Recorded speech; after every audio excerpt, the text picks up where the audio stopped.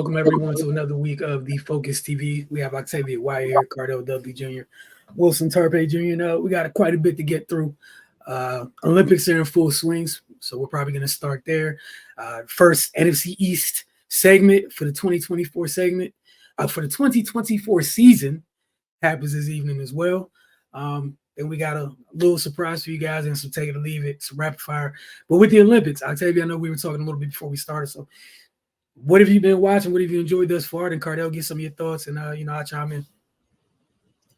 Yeah, I love the Olympics. It's always so much stuff that I feel like it's not enough time. Like I literally pretty much all day, I just like scroll through NBC and I scroll through USA and I just put reminders on everything that looks interesting, just so it'll pop up on my screen and I can go look at what it is. Personally, for my favorite, like I said, I don't know what it is. I really enjoy water polo. Like, it's just, I don't know. It's just something about the stamina to like tread water throughout the entire game. And like legitimately, like people are like holding your head under the water while you're trying to throw the ball into a net. So I know the women's won their first game, and I think they lost their second game. I haven't seen where else they've had, of course, gymnastics, especially on the men's side. The men haven't medaled in 16 years. So for them to get a bronze medal as a team, that was really amazing to watch it, because you can really see how hard they worked and you can see how much it meant to them. So I thought that was pretty cool. We talked about before we came on air, I didn't get a chance to see the team finals today for the women's. I know it's replaying now. But I was not worried at all. I knew they were going to come out with a gold. So not surprised there. Definitely looking forward to the all-around, knowing that you have two former all-around gold medal winning players, gold medal winning gymnasts competing in this one. And I mean, Suni coming off of, a kidney medical issue, just to be back where she is a feat in itself. But it's always going to be Simone Biles for me. So I'm definitely looking forward to that. I'm sure we'll get into it. And I think I'm pretty sure I kind of have mixed feelings about it. But the men's game, when they played against Serbia, I just thought it was ridiculous that Jason Tatum didn't play at all. I'm just going to say that. And I know there's probably mixed feelings. It was just it was so much worse because like he was like the only one with red shoes on. So I just saw the red shoes on the bench the entire game. I was like, dang, he got these bright ass shoes on and he's just sitting there. But I understand, you're playing a team of 12 and you got some of the best players in the world playing on the team. Understanding. But he couldn't find a minute. I'm just saying. But yeah, that, and the women's just dominating. Some of the catches that Brittany Griner had in the game, she had like little people draped all over her, and she just, a Statue of Liberty grabbing the ball. Her and Asia just kill it, So definitely looking forward to that. More rugby. I don't know her name, Alana, I think it was. They got her looking like Derrick Henry out there throwing Josh Norman across the field. So. Like, this stuff is always so cool. I love the volleyball, men's and women's. I'm sad for Coco Gauff. I heard she lost this today, and she had another situation with the umpire, which is becoming too frequent, in my opinion. So very sad to see that. I'm not 100% sure what it means completely for her Olympic dreams. I don't know if it's one and you're done. I haven't looked that deep into it for tennis, but yeah, and what's crazy is we have all of this stuff going on and we still haven't hit a lot of the other sports that are going to happen. Track and field hasn't even got up and running yet, and that's going to be a feat in itself. So I'm just excited. I'm glad we get a whole nother week and like 2 more weeks of all of this. But yeah, I'm just loving everything. Cardell. Yeah, obviously the basketball side of things, both U.S. teams handling business in a dominating fashion. The Tatum thing, we're definitely going to talk about later. I'm not even going to get into that right now. Simone Biles, watching her, she's my oldest daughter's favorite athlete. So, I got to keep up with her and all that, and she's doing what she does. Gonna talk about her a little bit later as well. She mentored herself. It's not just the greatest U.S. gymnast of all time. The argument made she's the greatest Olympian, U.S. Olympian of all time. We're gonna talk about that, man, because the run ain't even over yet. You know, she just getting started and she just dominant. So gotta respect that. It's sad for Coco Gauff, for what she going through, because I see why she was crying. I remember earlier this year she lost French Open, which is in the same stadium. She seemed to always running the interference in Paris. So I guarantee when she retires, that won't be the spot for vacation. We don't go around there. You know what I mean? But the one sport that's been catching my eye, I can't front. Women's rugby. No. I was like, hey, what's that? I was like, hold on. Where y'all behind this joke? Man, the U.S. girl trucked that girl around. I was like, hold up. But the girl that gave her the stiff arm, I was like, oh, whoa. I'm like, hey, man, you know what I'm saying? That's why I always say, talking to the homies, I'm like, look, 9 out of 10 women can't beat men. I'm like, no, 10 out of 10. I'm like, no. There's always one that's different. You got to be careful of. You got to run with her for real. And I'm thinking from my boxing days, I used to watch Ann Wolf, who was like 6'2", and she knocked the 6'5" girl eyes in the back of her head. Like, and she like, YouTube Ann Wolf, that's all I'm gonna say. And you're gonna see what I'm talking about. Like, yeah, you gotta run with her for real. Grew up homeless, man. She was built different. She was evil with it. Evil. Like, she like Clarissa Shields, like how she be that energy. And Wolf was like 6'2". She was big, a heavyweight. So I would love to see her with the energy that would have been a good matchup. But I digress. Back to women's rugby, just seeing the competitiveness, and then just medaling for the first time in their history. You know what I'm saying? In such a thrilling fashion, because just watching it, it's just like, man, the conditioning. Obviously, we know you got to be strong, but it's like no huddle football the whole time. Like, it's just, and you got to play both sides of the ball. You got to tackle. You got to be able to play offense.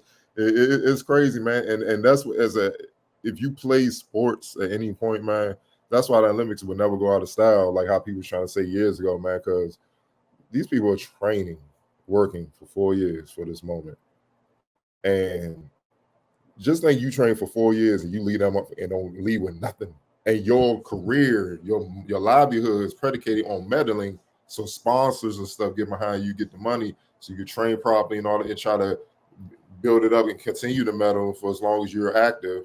So that way, when you're done, you set. You know what I'm saying? When you lose, they're not gonna get behind you.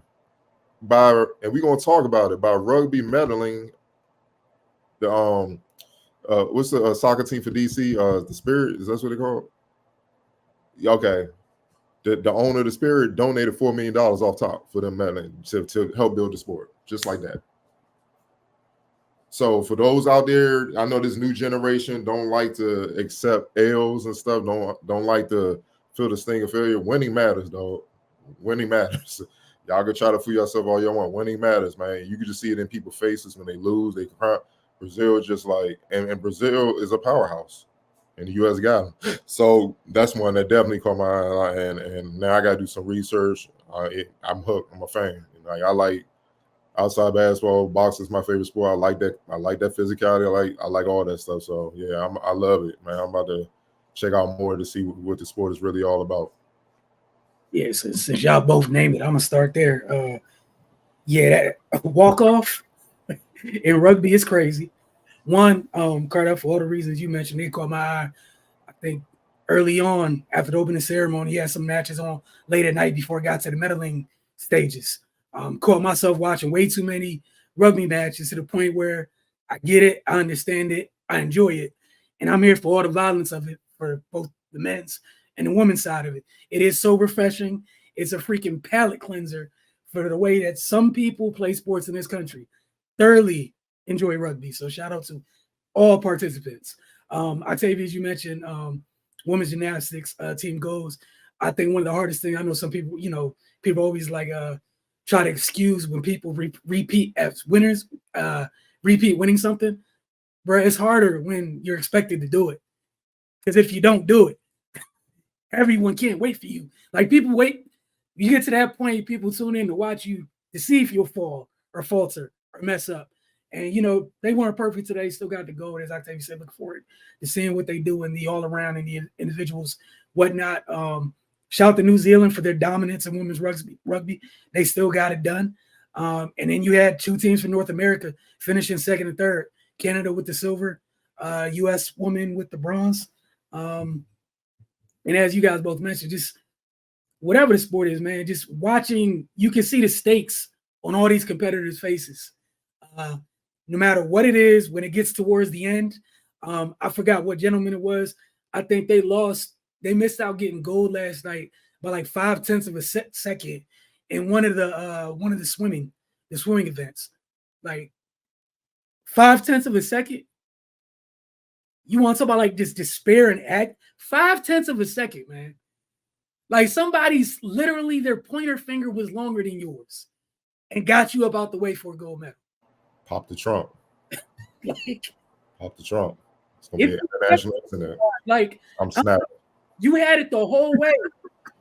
They decided in the water to Reed Richards that thing, and all of a sudden he lost.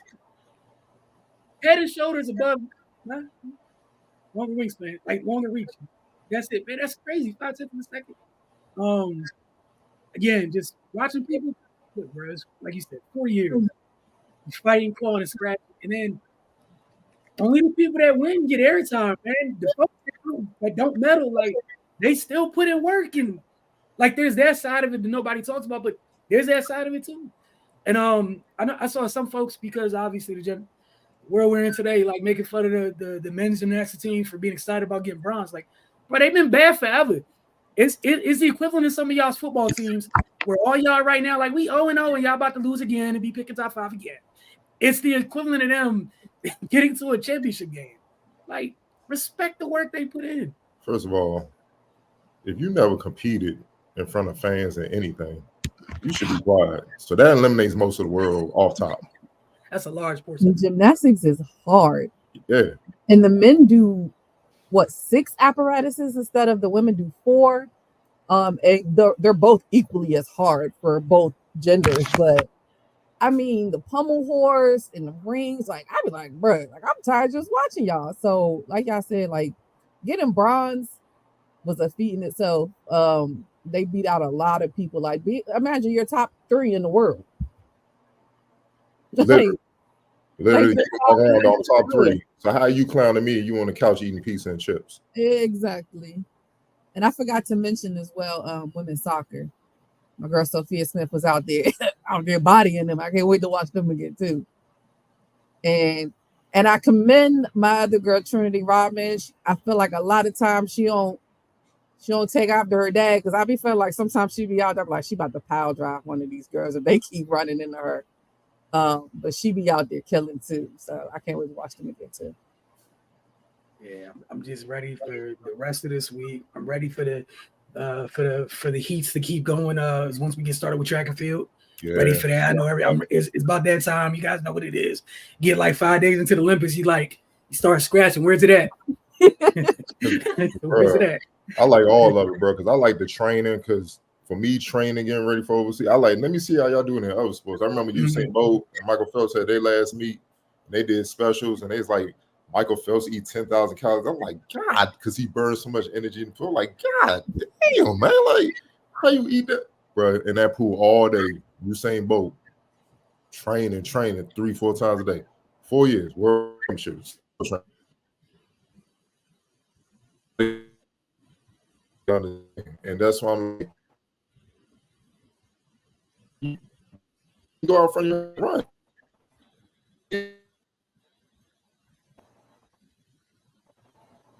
So you gotta respect all that, man. Yeah, I don't think there's anything but to do just that. Again, some of these folks is training and grinding like crazy 4 years for events that last like literally 12 seconds. Like a bad start, that whole 3-4 years, man, throw it away because you slipped out the blocks, whether it be swimming, track and field, what have you. Like I really enjoy watching fencing. You take the wrong step, it's a wrap. Like it's a wrap. Everything exposed is over. just again, it's been fun watching Olympics. Look forward to checking back in with you guys for everything else that we see as it continues to go forward. That said, Octavia, the very first NFC East segment for the 2024 season.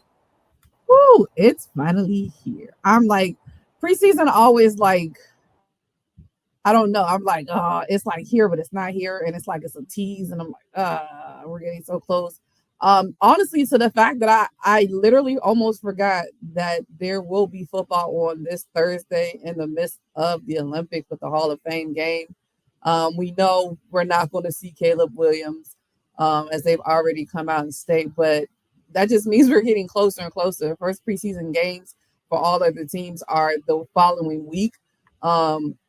Everybody is pretty much in full pads now. They had their first full padded practice yesterday or today. We're about a week into training camp. So we're a week in, so you don't want to get too out of control about what you see, what you don't see, who's good, who's bad, training camp battles and things of that sort, because again, we're a weekend, so you got to have a little bit of pause when it comes down to it. But I'll start with our home team, Washington Commanders. Their first preseason game is going to be against the Jets, and that'll be on August 10th at noon. The biggest story, of course, with them is going to be Jaden Daniels, number 2 overall pick. And from everything that I've read and I've heard as far as coming out of camp, you might as well just go ahead and name him now, Dan Quinn. I don't know what else the issue is outside of trying to, keep some type of secrecy that the whole world knows. But apparently as of now, him and Marcus Mariota were splitting first team reps. But it's Jaden Daniels. So it is what it is. That's fun, but it's Jaden Daniels. Also, they're mixing up their offensive line as well. It's pretty clear that center Tyler Biadasz as well as right guard Sam Cosmi are going to be pretty much, the anchors of their offensive line, which we know last year. We know pretty much as of last year, like their offensive line was always an issue. There's a lot of changings and things going on. So being able to get them solidified is definitely something that's probably high on their priority list as far as what they're going to do in training camp. If you guys don't remember, there is also a new kickoff rule that will be into effect this year. Only the kicker and 2 returners will be allowed to move the ball until it hits the ground or is touched by a returner inside the 20. Any kick that reaches the end zone in the air can be returned, or receiving team can opt for a touchback and possession at the 30. Interesting enough, another newcomer to the Washington Commanders this year, Austin Eckler, has been one of several players returning kicks in practice. I think they said he's returned 5 kicks in his entire career, and I think it was in 2017. So that's going to be interesting, knowing that I expect him to be the number 1 running back. He should be. So interested to see him actually returning kickoffs. We'll see how that goes. I think one thing that always caught my attention last year was with their rookie cornerback, Emmanuel Forbes.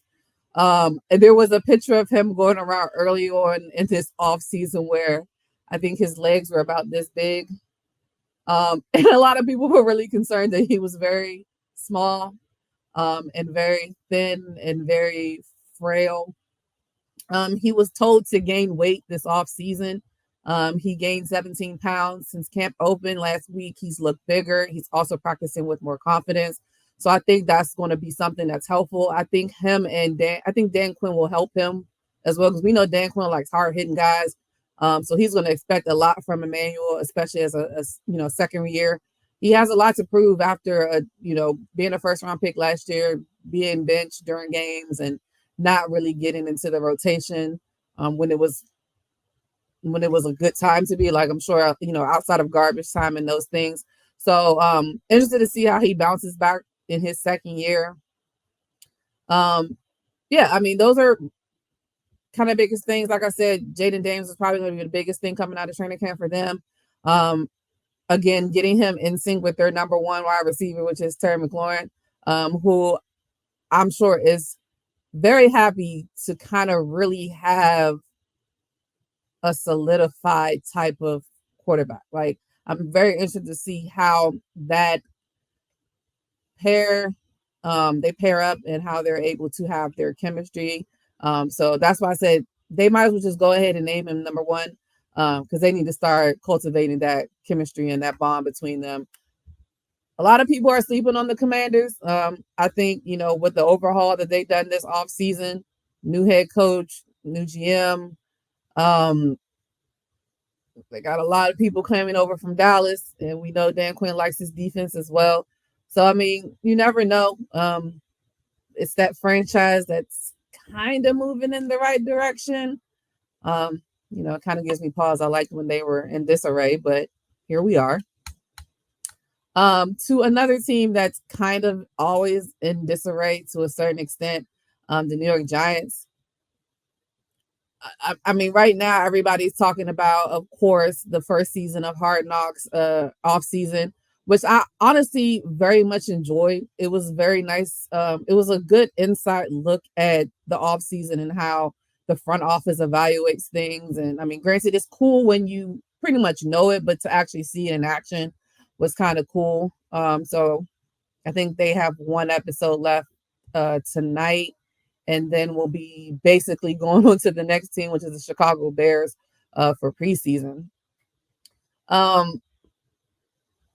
As we know, their biggest offseason acquisition was Brian Burns, the star edge defender, traded from the Carolina Panthers in the offseason. He did leave practice early with an ankle injury, I believe, yesterday, but it seems like it's pretty much of a false alarm. It doesn't look like to be anything serious, which probably is a big sigh of relief for everybody in that building, as much as they, have invested into getting him to New York or New Jersey, whatever you want to call it. He did some off the field work today. They had their first padded practice yesterday, so today was their second practice. He did some 11-on-11 drills and things of that sort. But it always comes back to the offensive line. I mean, for them, it's the offensive line, and then of course the guy that's going to be behind the offensive line, in Daniel Jones. But the offensive line is doing a lot of reshuffling already as well. They did sign veteran guard Greg Van Roten. He is also a part of this new rotation that they're trying to figure out. Also, in free agency, they signed Jermaine Illuminor, as well as John Runyon. They've been moving them around a good amount. Illuminor moved from left guard to right tackle.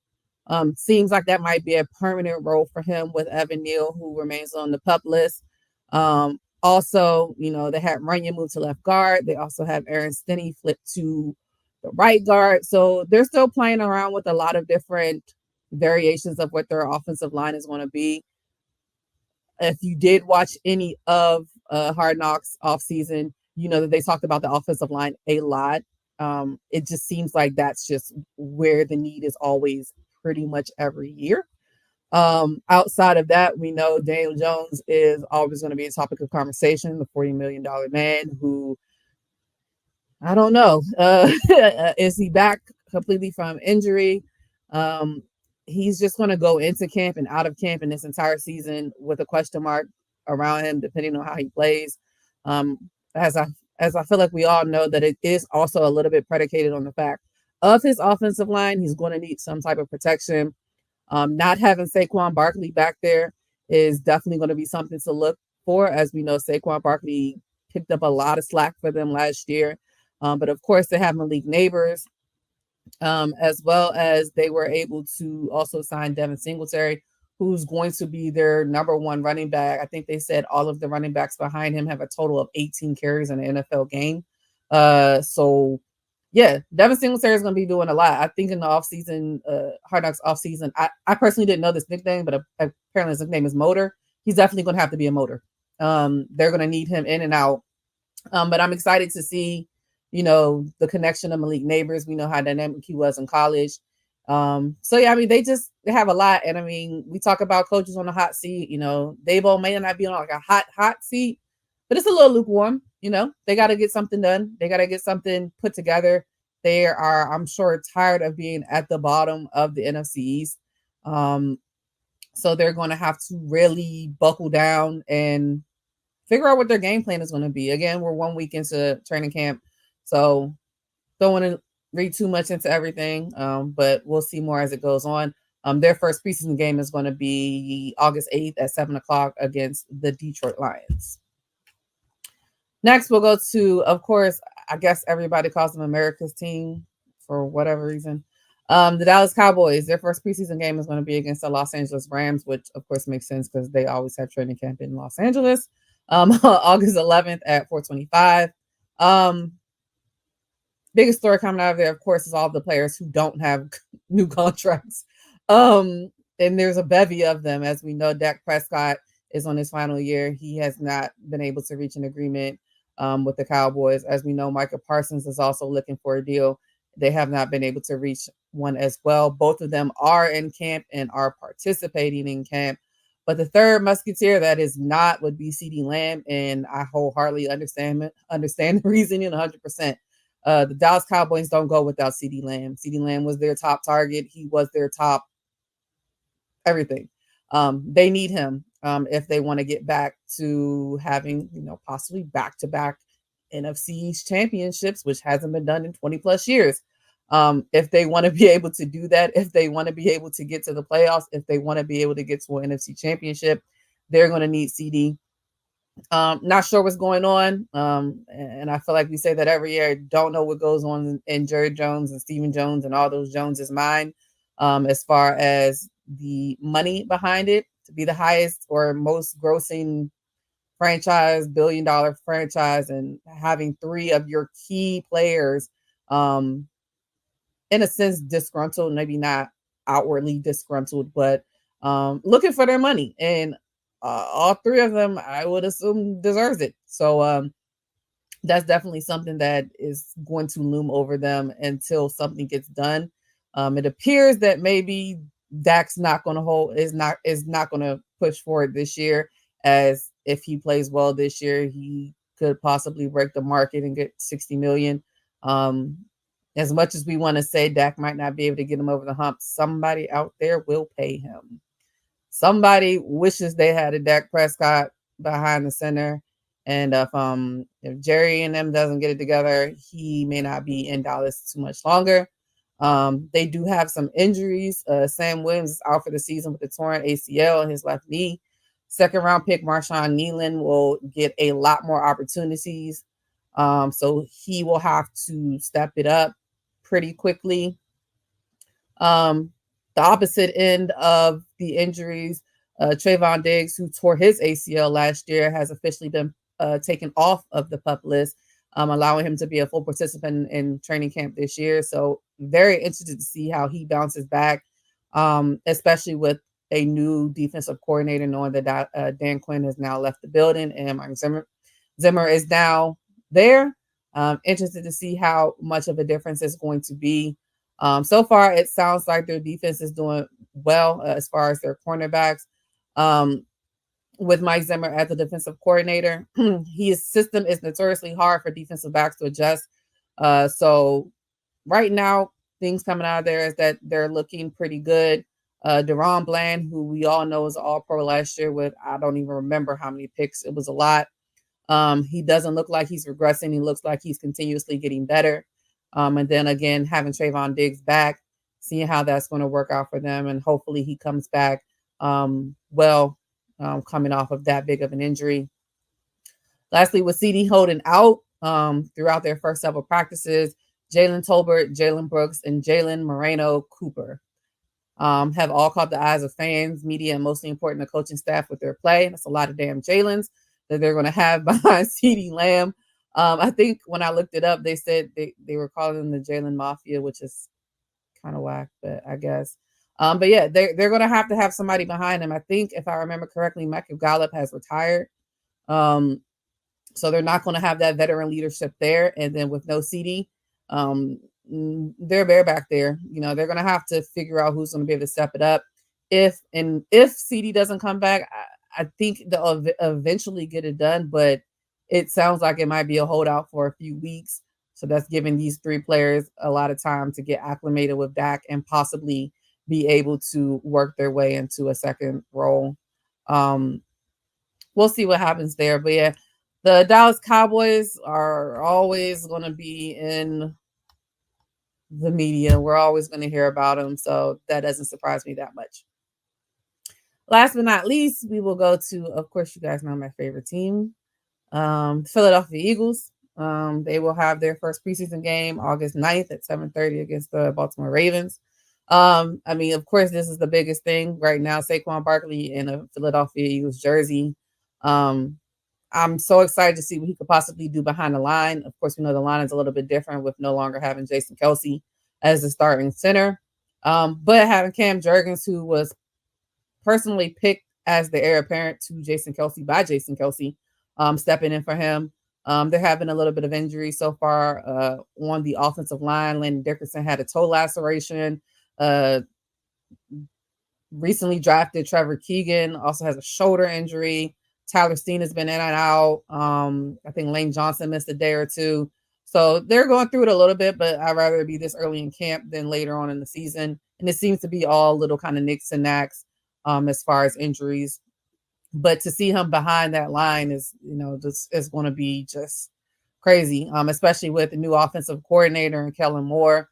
Some of the notes coming out of their training camp is that they're seeing a lot more pre-snap motion than you've seen in the past with the Philadelphia Eagles. So that's exciting to see how that's all going to work out. We know, Jalen has come out and also said that, it's a work in progress of learning a brand new offense.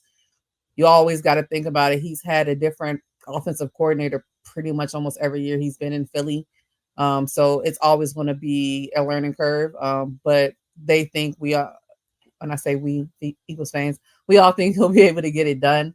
And of course, we're thinking that it'll be a bounce back season for him. Not that he had a terrible season last year, but coming off of the previous season, it was definitely a down year.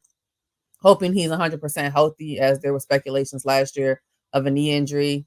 I think the biggest battles that I'm really looking forward to, of course, are going to be who's going to be behind AJ Brown and behind Devontae Smith. As we know, they're 1 and 2. That's it.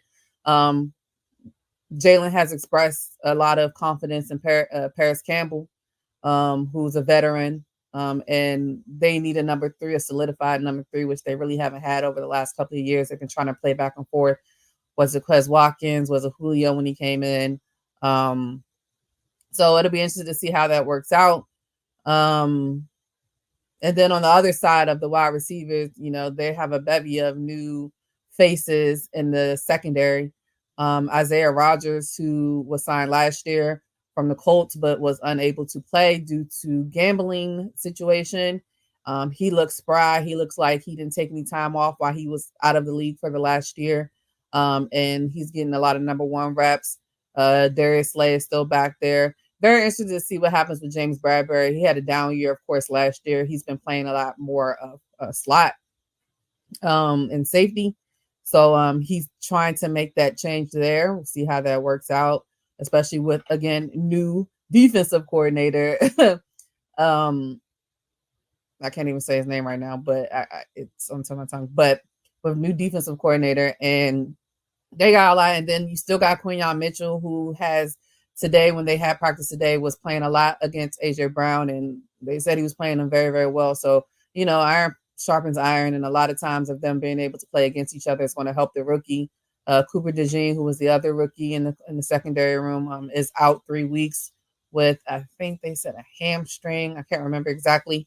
So he'll be out for a little bit. But again, early in camp, I'd rather it happen now than later.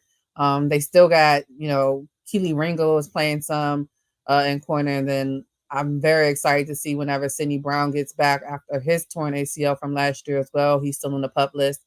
And then the defensive line. Jordan Davis slimmed down a lot, cut his dreads off. He looks like he's in really good shape. Him as well as Jalen Carter, they're the new school. They're the ones that are going to take over with Fletcher Cox being gone, and Brandon Graham officially announcing that this is his last season. So it's going to be an uphill battle for them to be able to take over for those greats that wore the Philadelphia Eagles uniform for all of those years. But yeah, it's going to be, an up and down camp, as I think it always is. And I'm just so excited to see all the battles and all of them. And last but not least, I'm super excited to see Jason Kelsey actually work for ESPN. That's going to be interesting to see him on Thursday nights, actually commentating. So that'll be interesting. Well, not Thursday nights, but this Thursday, I believe. I think they have the Hall of Fame game, but I think he'll be Monday nights with him, Ryan Clark, and Swagoo. I can't think his real name, but him. Yeah. So that'll be interesting. But I'm just excited that we're getting closer and closer to the season starting. Again, this is like a kind of like a tease. But the closer and closer we get to it, it's going to be wild. So excited. Yes, closer and closer. People complaining about 2 days of camp already. I need people to relax. Yeah, they overreact. Gotta chill, man. Like I said, it's just the very beginning of it's the first steps of a very long journey for every team in the league. Got a long way to go. Preseason game, not even at preseason games yet. Outside of Hall of Fame folks, like Hall of Fame game folks. So like, let's relax. Coming up next, we got something for you guys real quick. We got the Jim Couch DMV team that's in the Kenner League. Last year, they finished as runners up. This year, I believe they're currently 3-1. They got one more game left in the regular season. And then we'll see where they land in the postseason. But we had some audio post game from them as Cardell was addressing the team as they prepare for the last regular season game, which is this Thursday. And then we'll hear some additional thoughts from Cardell after this clip is played. It's go time, and y'all gotta understand, I'm not building this team. It's more than a team, it's a program that we do year round. Some of the guys know. So y'all gotta understand, this is not, hey, you just come play because you can play ball. No, it's fits. Like, they've hit me up with names that y'all know, and I said no, because I said they're a better fit, more accomplished and stuff. And to win in this league, you gotta have a team, guys that fit. You could throw a whole bunch of names out there, but we smacked a lot of dudes at teams last year that had a lot of names because they didn't fit together. You know what I'm saying? So y'all gotta keep that in mind. That's why I asked AJ, Derek Hughes audience, I asked AJ to come, because we lost in the championship game, and that was on me. We ran into a couple guards that was super quick. He can't guard everybody. And you see what I'm saying? And they kept Mouse was already back at school. He was school, Trey had left, so they was living in the paint on us, dropping it all again. They was getting dunks, all that. They were quicker to lose balls, offensive rebounds, long rebounds, and we couldn't get that in real time. You see what I'm saying? So you got to correct the mistakes and whatnot. We have a complete team, and honestly, we really had our full team. This would be the norm, this type of outcome from day one. So we got guys coming back. Everett, who was our starting point guard last year, he's coming back for the playoffs. He getting down the road overseas. Q, I expect him to be back. And then this is it. So y'all all got to play for one another. Y'all can't be pouting when y'all get minutes and stuff, because at the end of the day, do y'all remember who scored a lot last year, or do y'all remember who won the championship? Plain and simple. Don't nobody remember shit. I can't tell you who led the score. Outside his 40-point, 37-point game or whatever like that, that's it. Because that's not normal. But all the other leading scores, I have to go back and check. But I do know who we lost in the championship. Mm-hmm. And that's all that matters, man. You want to hold that trophy at the end of the day, man. So, man, everything clicking. We just got to keep this going. Be selfless, look out for one another, and keep doing what y'all doing for the week. Putting in that work, stay sharp. Simple as that. All right, it's Cardell dressing the team after their was it 30-point win? 36, yeah. The floor is yours, sir. I mean, just let them know what it's almost that time. You know, playoffs around the corner. We have a chance to lock up one of the top seeds on Thursday if we win. Just keep handling business, man. Keep handling business, and you know, need everybody as much as possible. That's really been the biggest issue, obviously, with the change of venue and the schedule with the Kenner League. You know, all the teams are kind of going through it. You know, keeping their guys in uniform, you know what I'm saying? Guys missing games and stuff, and that stuff matters. You know, you also got to take into account this generation different. They don't love to play as much as we did. They act like they do, but they don't. And they also a lot more self-absorbed, you know what I'm saying? They don't like to take into account other people's shit. It's just about what's about them. But then when things don't go right, why then other people help me? And it's like, well, what are you doing? You know, what are you putting out there in the world? You know what I mean? Because, you know, as adults, you know, to play in the Canada this year is $1,800 because it was a shorter season, and that's a discount. Normally it's just $2K plus. That ain't chump change. You just don't throw that into the win. So you being asked to play on a certain team with that type of money being put up, man, you should be one to damn sure show up and be ready to play. You know what I'm saying? And like me, I don't say too much when guys don't consistently play. I just know next year, don't hit me up. It's just as simple as that, because I don't remember you, just like you didn't remember to come down. You know what I mean? It's too much investment being involved with this process to be competitive and playing this league is tough. It's already hard enough to get in it, and then if you're fortunate to get in it, the money you pay for, the travel, the uniforms, being on point, coaching and stuff. If we're going to be dedicated to players, damn sure better be dedicated. If not, it's no point in doing it. And if it's a couple players that's on there, they need to grow up and mature, fine. But you're going to mature in your own time, not on our time. So you ain't going to use this for clout to post some pictures on IG. Yeah, I'm playing the pro city, and grow up. You know what I'm saying? This is to help you get better. Help you get better for if you're in college, pros or whatnot. And then we go from there, man. So, that's the main issue with us, man. That's what I try to keep them with the proper perspective moving forward so they can stay locked in. And then, obviously being one of the top seeds, you get a bye. You either get a 1-game bye or you get a double bye. So last year we were the top seed, so we got a double bye. So you're going to play, the quarters, the semis, and the championship if you advance. If you're at the bottom of those standards, you got to play 5 games, and that's tough. You know what I'm saying? That's like being in the play-in, so to speak, and trying to get to the championship. That's tough to do. So, we're going to see what happens, man. But, when we definitely full strength, I like our mob, coachable, versatile as hell. When we defend and rebound, we're hard to beat. So, that's the main thing. Definitely enjoyed getting a little sneak peek. Was it Hard Knocks with Jim Couch, apparently. Need more of it. That said, we want to get to take it or leave it. Yes, sir. Have a few questions. On the NFL side, wide receiver DJ Moore and the Chicago Bears reached an agreement on a 4-year, $110 million extension. His agent told ESPN Adam Schefter it's the largest deal in Bears franchise history. The deal negotiated by Drew Rosenhaus, Jason Rosenhaus, and Robert Bailey includes $82.6 million guaranteed. Moore now has had the first 10 years of his career years guaranteed, first in NFL history for a wide receiver.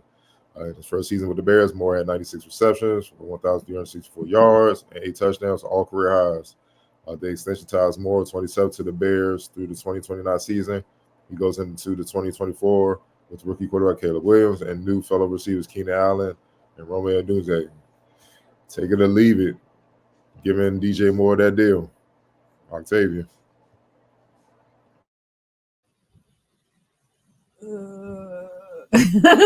I'm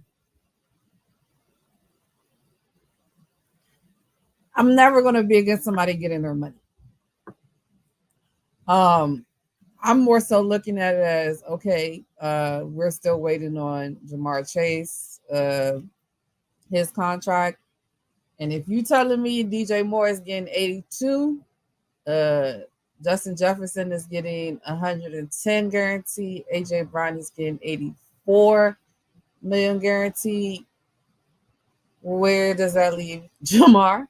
But I mean, as far as DJ, like, I'm gonna take it just because, like I said, I don't want to. I feel like I never want to get your money, especially in the NFL.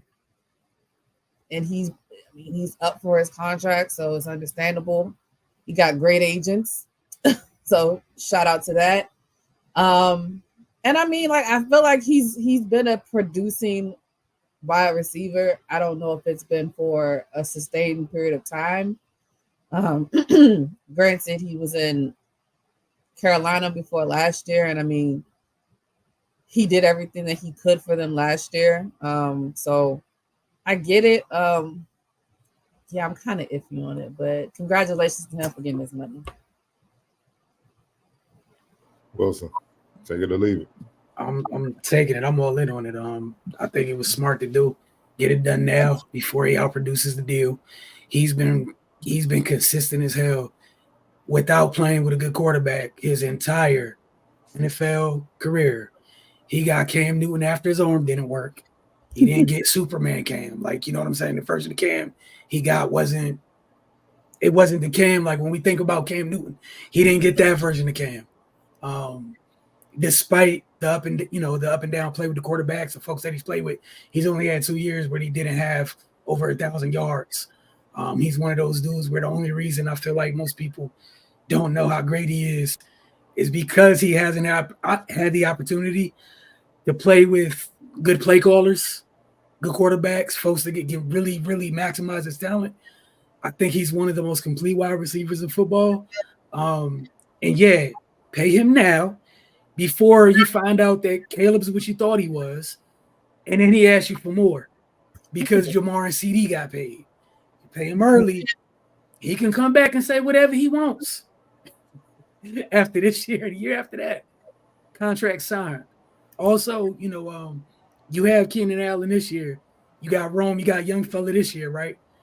DJ's the dude who could be wide receiver one to grow a little bit older with Rome. So essentially, by the time it's time to kick DJ out, Rome already took the spot. You got a nice succession plan. Keenan Allen's not done yet or anything, but it takes the pressure off young fella. So about the Dunze, you can just get in where you fit in, bro. Like it's whatever you do this year, it is DJ and Keenan. But yeah, I think it was smart, and I'm sure when the money comes out for Jamar, when the Bengals overpay Jamar and Dallas overpays CD, Bears gonna look brilliant.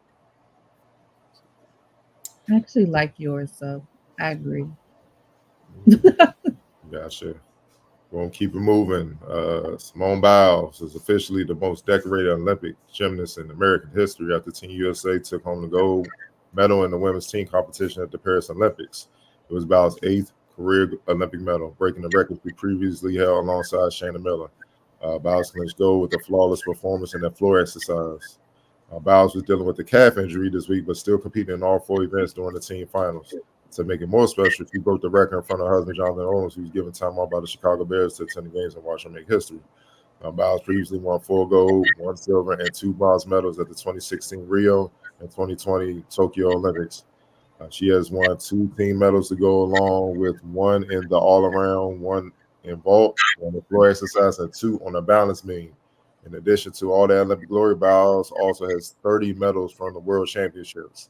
Take it or leave it. Is she the greatest U.S. gymnast and greatest Olympian of all time? Wilson, we'll start with you. I gotta look up the Olympian part of it, but the first one to take it with my eyes closed. And honestly, depending on how this thing shapes up here, she's probably in the running for the second one too, man. So I'm just gonna take it. You said 30 medals in the World Championships, yeah. Yeah. I think yeah, man. The world. I'm just gonna take it and let her prove me wrong or whatever. I'm at peace. Just yeah. Octavia. I'm 100% taking it all. I gotta, like he said, I do kind of gotta look up how many medals, Olympic medals. I mean, Michael Phelps is 28, so he's there. But gymnast, hands down.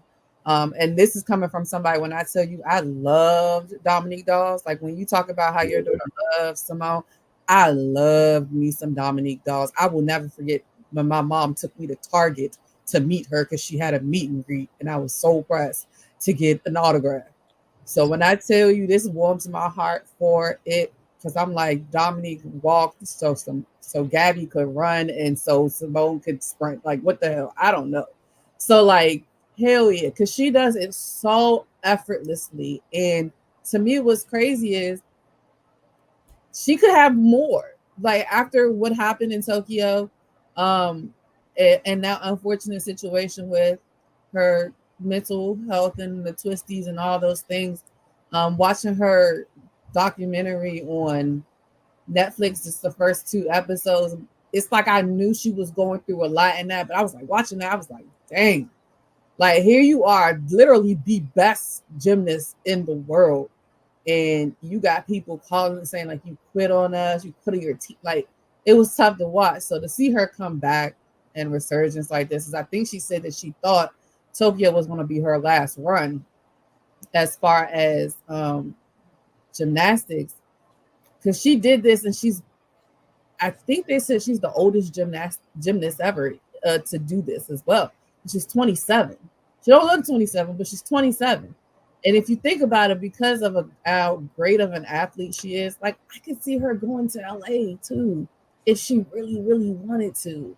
You know, like she's gonna be 31, but Simone just does things that is crazy. I mean, she has so many different I guess you call them moves or whatever, things named after her. She has multiple on floor, multiple on vault.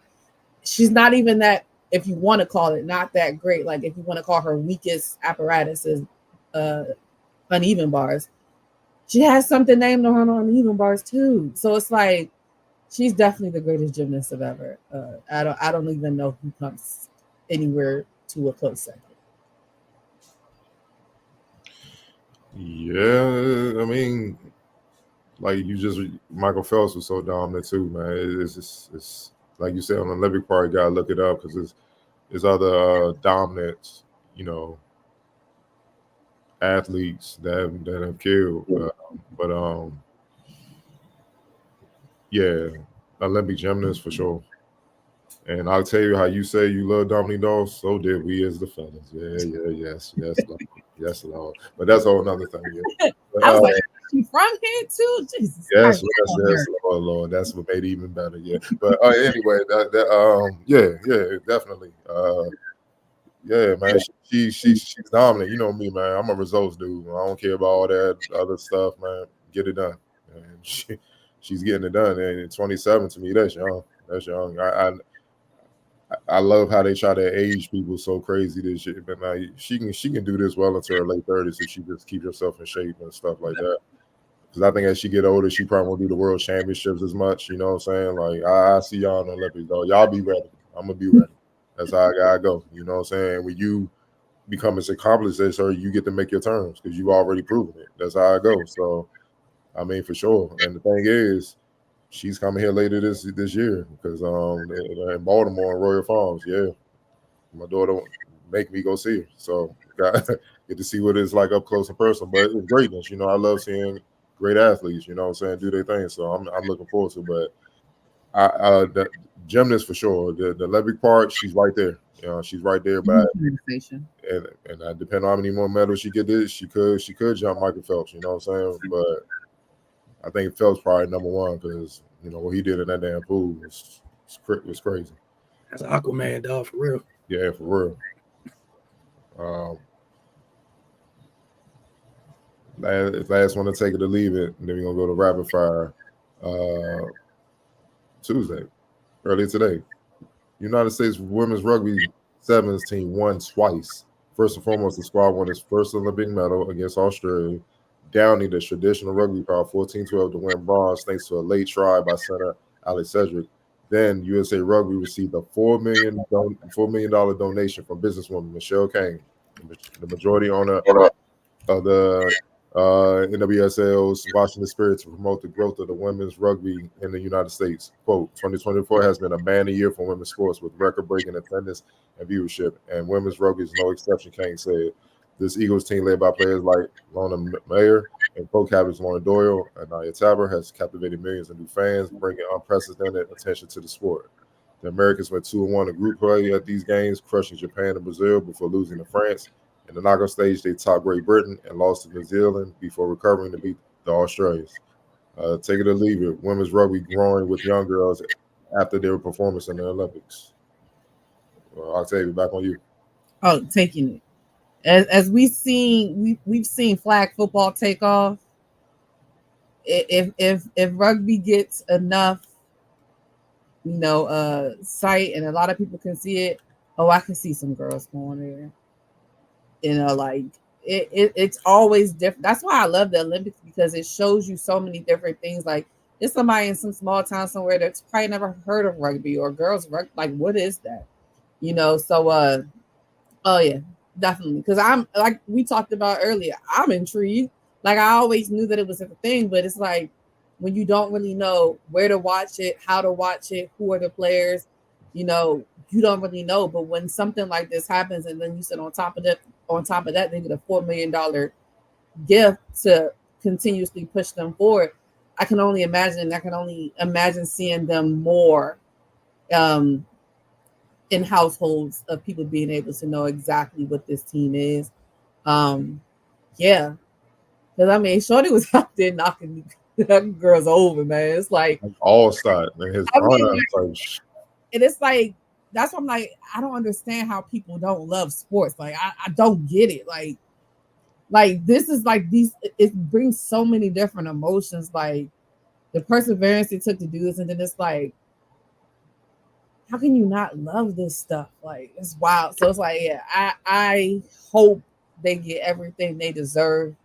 Because like you said, these people have been training for 4 years somewhere in some place that nobody knew about, and in the split second that everything they worked for in 4 years could have been gone, and they went out there and did the damn thing. So I mean, I hope to see more of it. And you know what else is refreshing, Octavia? No hot takes on the sport debate shows. It's just pure sports. What we grew up on. They not ruining it. You could just actually enjoy performances and keep them moving, dog. Yep. You ain't got to worry about, but that rugby player, she's not as great as y'all say she is. They should have won. You like, dog, come on. Just enjoy. Hey, Wilson.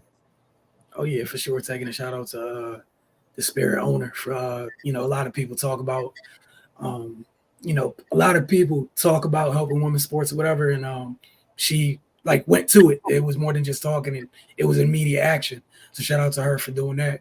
And yeah, I could see it growing. I know that, like, I had heard of women's rugby in this country, but I just like only on the, like, my knowledge of it was like intramural level of like, at colleges. I didn't know of anywhere higher than that.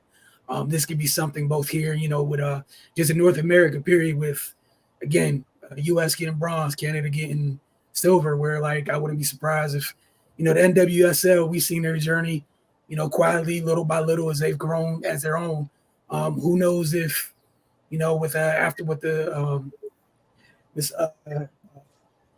Michelle did from the Spirit, someone else throws something else in. If they really get to getting some backing in it, again with Canada right there, it's not like it's far away. Maybe they throw something in it, and you get a pro league in North America. Going just so these women can really stay active and really try to close that gap on New Zealand. But now I'm taking it. Shout out to her for doing it immediately, not doing one of the things where she just talked about it, and then because it's fashionable to do so at the moment, and then we check back in and nothing happened, like immediately. Throwing money into it. Shout out to her for that. And yeah, like you all said, I'm passing treat. I'm locked in here going forward. So yes, please, more of it. Yeah, I can see it growing. It's a lot of butchers out there that can fit right in, though. I'm just saying, though. Nah, bro. They be aggressive. I'm just saying, man. That's in sport. But we're gonna move on to rapid fire. Staying in the Olympic part of it, the U.S. men's basketball team kicked off its Paris Games on Sunday with a convincing 110-84 victory over, obviously, Nikola Jokic in Serbia. Kevin Durant and LeBron James dominated. The biggest storyline after was the fact that Boston's Jason Tatum didn't play a second in the game. Team USA coach Steve Kerr said afterward that he wanted to get Durant involved more in the game after the Sun Star missed all of the exhibition games leading up to the Olympics. He also added that Tatum were playing Wednesday game against South Sudan. ESPN's Kendrick Perkins blasted Kerr during Monday's first take, saying it was disrespectful to not play the Celtics star and that Tatum probably felt embarrassed by it. Quote, "You know what Jason Tatum is going to bring to the table," Perkins said. "You do not disrespect him, embarrass him that way that you did." He had it. In this world today, we live in a world of social media. We can't run from it, can't hide from it. It's right there in the front of our face. There's no way in hell you could tell me Jason Tatum wasn't embarrassed. Wilson, your thoughts? Was Steve Kerr tripping or not? Yeah, I'm probably gonna get barbecued for this, but yeah, like he probably should have played Tatum. I also understand where there was some oversight at from getting another integral part back that didn't play an exhibition.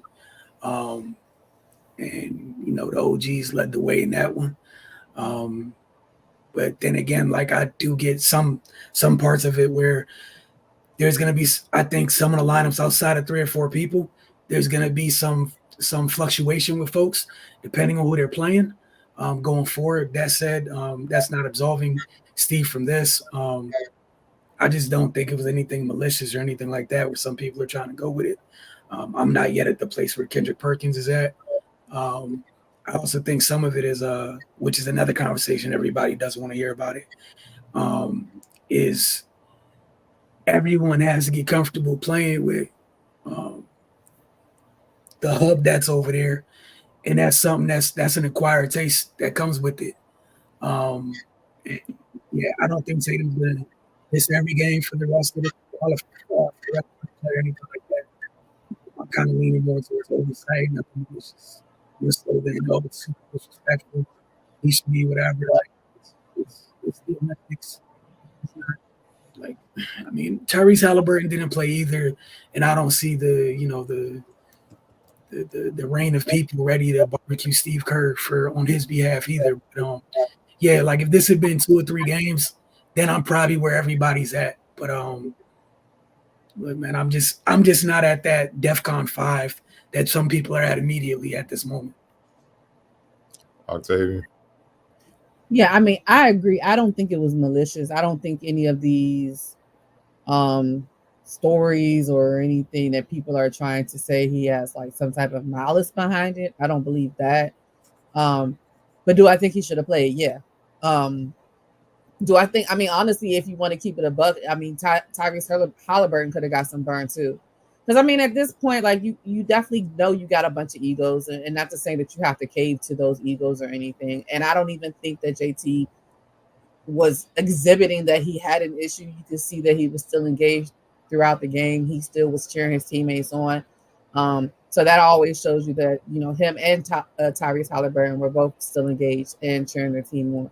So that shows you that they're professionals when it comes down to it. But when you up 110 to like 60 something and it's like 3 or 4 minutes left, you could let them get a little run. That's all I mean. I'm not saying that he had to be completely inundated into the game if Kerr is really trying to get, of course, trying to get Kevin Durant back accustomed to playing as he hadn't played in a full game that we know of, or professional game, I would say, since they exited the playoffs a couple months ago. So, of course, yeah, you want to get them back into the rhythm of everything. And but do I think he could have worked JT in? Absolutely, somewhere. I think that there is just a way that he could have been able to do it. Did I think that this will happen for all of the potential 6 games that they'll play? No. And I do agree that by him playing, then that means somebody else isn't going to play as well. So it's going to go hand in hand. It's going to be somebody else next time. But I think this situation will have more people looking at, well, if it's going to be somebody else next time, but is it going to be somebody that doesn't play at all? Or is it going to be somebody that only plays a little bit? You know, so I think that kind of what Perk said as far as like we're in the age of social media, we're in the age of think pieces, we're in the age of podcasts, and everybody's going to have something to say about it. Nobody's going to be 100% happy either way. So you can't always please everybody. You got to kind of try to do, you know, what you think is right. So I don't think it was malicious, but I do think that he should at least got a little bit of time because he wants to get acclimated too. You know, he wants to be able to have a feeling of playing in the game and being able to get in his rhythm as well. And I just think that he could have been worked in at some point, him and Tyrese. But at this point, it is what it is. They won by a gajillion points. At the end of the day, they all can get a gold medal if they win. And sometimes you play and sometimes you don't. It's the nature of the beast when it comes to the games. When you're an athlete, professional or not, just got to kind of roll with it. Yeah, he definitely should have played. Steve Kerr messed up. His whole staff messed up. Staff should have been monitoring that. They were up big in the second half. Get him in the game. Tyrese Halliburton, I'm more good on because he a young boy. You know, he have a chance. You get in where you fit in. But the dangerous thing you got to watch with this is not only has it become a distraction, minor for now, you also got to look into the future there of things like there was a time where a lot of the top players in the NBA weren't trying to play in the Olympic Games. So when you do silly stuff like this, they looking at that and they go in the future, they're gonna be like, nah, I'm good. you know, because I don't feel like going through all that. You know what I'm saying? Like, Jason Tatum's a world champ. And what makes matters worse, his teammate, who's not even the guy on the team, just came to the team and played a lot of minutes. So there's no way to justify it. It's just no way. LeBron and KD, y'all did y'all damage. Sit y'all old ass down and let this boy get in. Y'all be all right. That's really what this is about. And that Joe and B, you ain't did shit. Take his minutes. You ain't did shit in the exhibition, none of that. You know what I'm saying? You gotta be very careful with this, man. You know what I'm saying? And I'm like, I just don't understand how you can look down on the bench and don't see that. Oh shit, Tatum ain't get in. You know what I'm saying? Like, I just don't. It's like, I know it's on a much smaller scale and level, but you know, even Summer League with the Kenner, like we asking these college kids and stuff to come play. Get them minutes. Now, how they play will determine how much they get. But you got to get them in the game and stuff because they're coming. They don't have to play and all that. Just like them. There's no benefit for them. They're not getting paid. There's none of that. And Jason Tatum just come off a championship. He could be at home chilling. And he got a baby on the way. You know, and that, you know what I'm saying? But your family out there. Your family out there to see you play in the Olympics and Paris and stuff, and you just sitting. And it's like, what for? So now it's a big discussion. Instead of thinking about the win, we've been talking about that the last couple of days. So, yeah, Kerr missed the boat. And I don't buy that like it's 12 guys. It's hard to get them in the game. No, it's not. Tatum, get in. It's really that simple. So, LeBron, sit down. KD, good job. Sit down. You good. And if Tatum go in there and stink up the joint, KD, LeBron, get back in there. See how easy that is? So I don't buy none of that. He got to get it together, man. Get it together because it can't have a trickle down effect because the younger players watching like I ain't trying to go there and be on the bench and stuff behind whoever the top dog is moving for it. And, you know, I'm a shooting guard.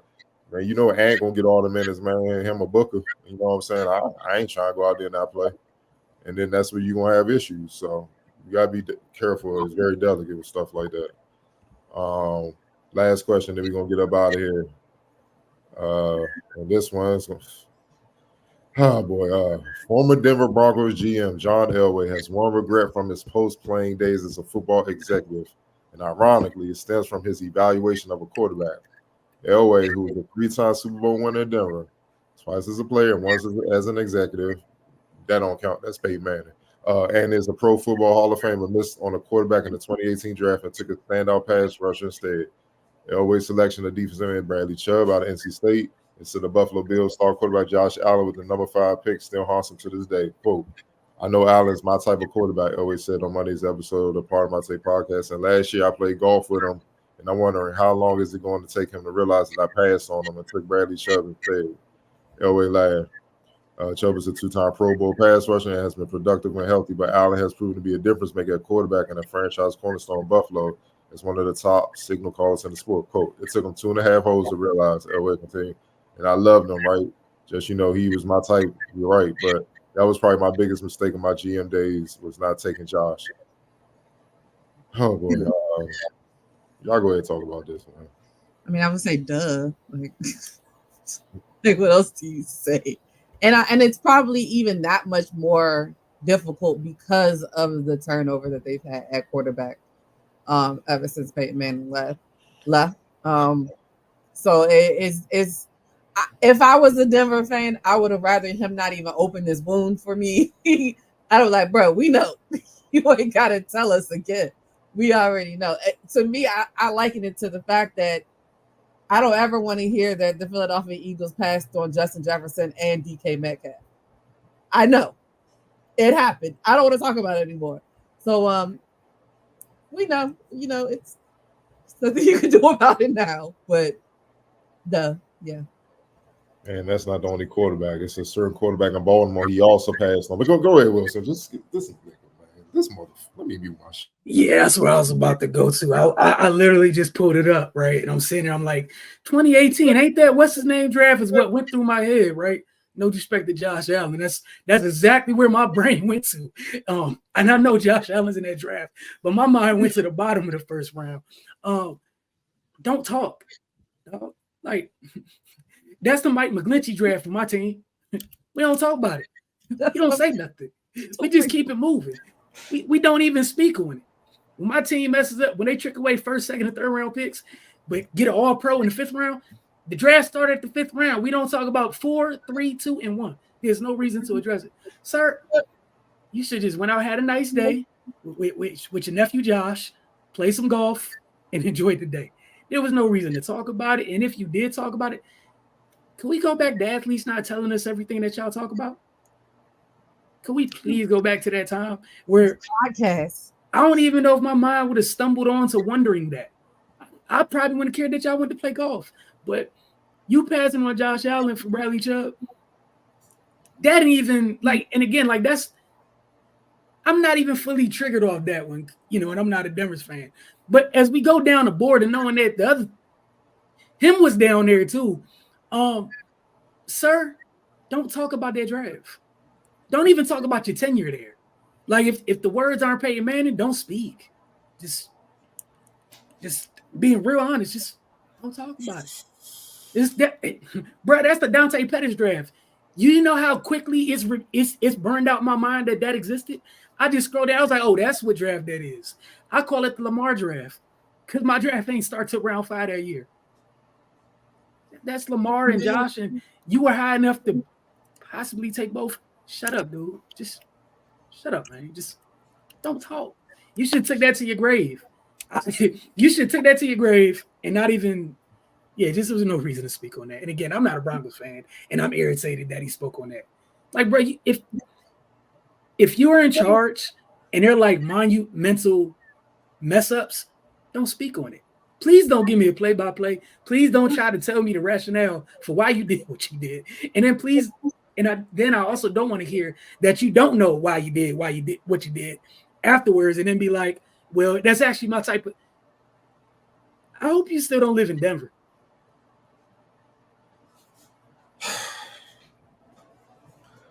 One, I didn't even know that because, like you said, it's the Lamar draft. That's what always sticks out to me. That's what bothers me because I was excited. I thought he was coming.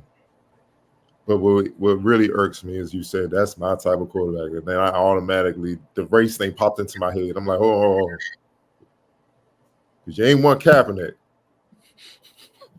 See. Now you just bringing up all your F-ups. It's a lot, bro. It's a lot, man. You have no idea. And I'm like, for you to be such a great player, but can identify elite talent at your position, that's what irks the fuck out of me. Time and time again, miss quarterback. My type. This is why I always say it's a science of scouting. It really is, man. And it doesn't matter if you was great or if you was just a guy that worked his way up into the front office, man, and you're in that position. You being able to identify talent is a skill and it's a talent. Because we've seen some all-time great players that can't identify nothing. And he's one. Peyton Manning. Peyton Manning made him look better than what he is because we won that bowl. That's it. You broke up no flies. You broke up the defense we had because you ain't want to pay nobody. You passed on countless quarterbacks. Drew Lock. Don't get me started, bro. You passed on countless quarterbacks trying to draft your type of quarterback. A mold of you. Look like you, strong arm like you. But Elway, there's only one you. Just because that white guy strong arm don't make them you, bro. And see, this is the one thing you gotta learn as a scout, bro. You may have your preference, but you gotta throw that out the window when you see something special that may not be your preference. Like I said, I always play on the basketball side. My preference at center. Shaq, dominant, break the backboard on the whole team in this game. Break arms, just dunk on everybody. Block every shot, rebound. But I'd be damned if I'm going to pass on Jabbar and Olajuwon and Bill Russell. They right there, too. I'm like, hey, I'll take y'all, too. Come on. We can adjust. It doesn't matter. That's stupid to me. You had Lamar, the MVP of the league, man. And the truth be told, he's probably a closer than you than because his ability to run. Wait, go. Oh, man. Go ahead, Wilson. Go ahead, man. Yeah, man. just haven't seen him in a while. Just bring it's like the old girlfriend that just pop up, man. Like, bitch, why you here? What you want? Man.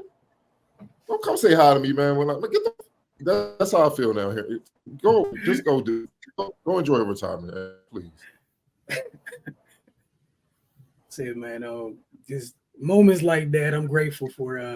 I'm grateful for Mr. Lynch.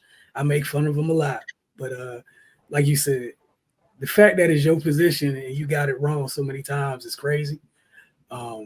Like, it would be easier for anyone except you getting the other things wrong, but you routinely hitting on quarterback, or at least once. And again, the thing that pops up, again, no disrespect to Josh Allen, just 2018, Lamar draft pops in my head. That's when the whole league was like, no, I don't want it. Oh, yeah. That's all that pops in my head. But there was no reason to put words in this. Go ahead. Let me just ask both of y'all this. Any year if there wasn't a Hall of Famer, if they messed up at quarterback as much as Elway did, do they last as long? No.